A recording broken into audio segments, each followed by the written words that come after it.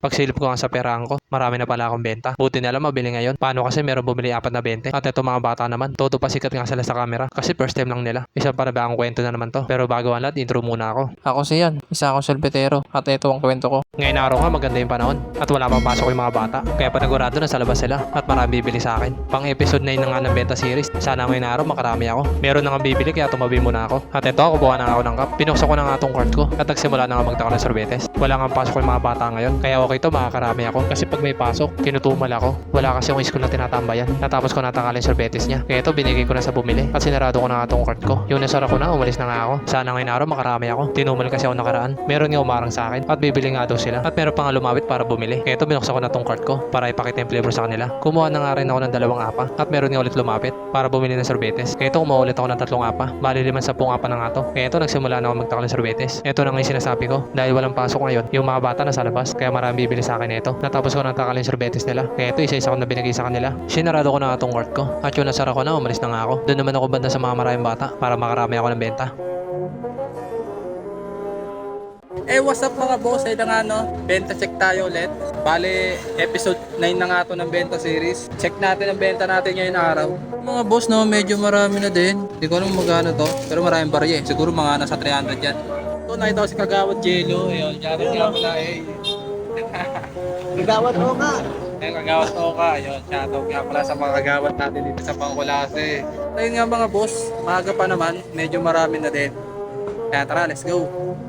Tumabi muna nga ako. Meron kasing bibili. Kaya ito kumuha na ako ng apa. 4 na 20 nga yung binili. At sa apa nga pinalagay. Binuksan ko na nga tong cart ko. At nagsimula na nga magtaka ng sorbetes. Mabili nga ngayon na araw. Okay to para makabawi ako. Ito kasi nakaraan matumal. Kaya susulitin ko yung araw na to.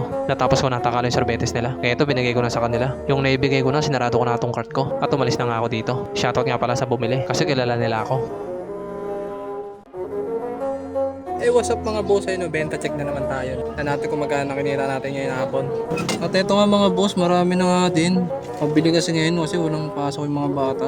Ayun nga mga boss, nadagdagan na. Hindi ko alam kung magkano. Mamaya ako nabibilangan. Kaya tara, let's go.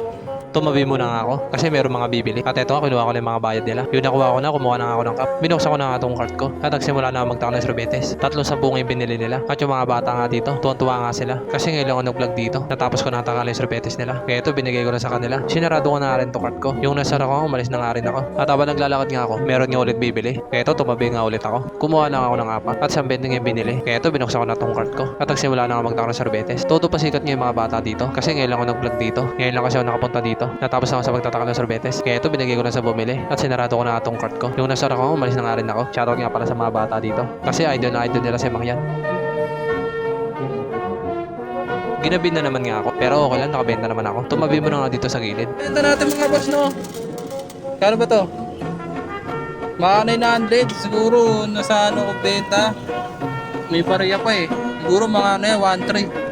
Okay na, kaya umalis na ako dito. Mga boss, ako nga na naman siyan At ito nga, pauwi na nga tayo. At ngayon araw nga, nakabenta nga tayo ng 1-3. Pag episode 9 na nga ito ng benta series. Salamat sa pagsama sa sa kwento ng buhay ko. Kaya paano mga boss, hanggang dito na lang. Peace, salamat.